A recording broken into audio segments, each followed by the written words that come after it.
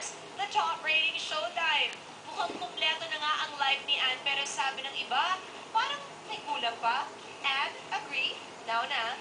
Hindi pa tungkol celebration dahil sa love life? Ann Curtis, hindi nga ba kumpleto ang birthday saya dahil kay Samuel B?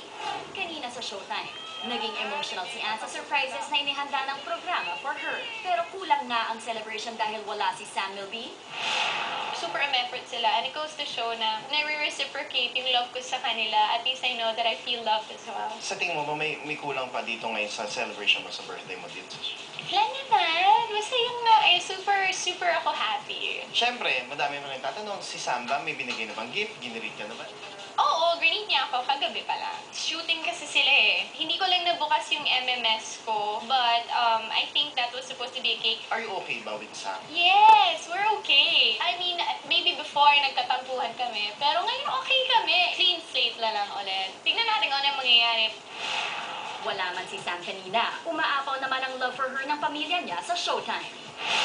Mahal na mahal ka namin dito sa Showtime. Alam ko medyo may pinagdadaan ng kalungkutan ngayon, pero sana malagpasan mo lahat yan.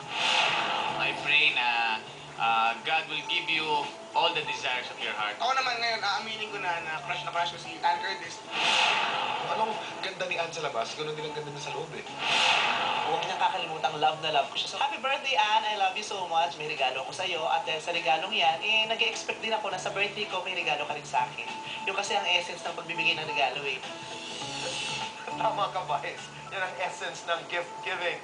Mula sa amin lahat dito sa SNN, happy birthday, Ann. Segue naman tayo mula kay Ann, papunta sa XM si Oyo Soto. Napapabalita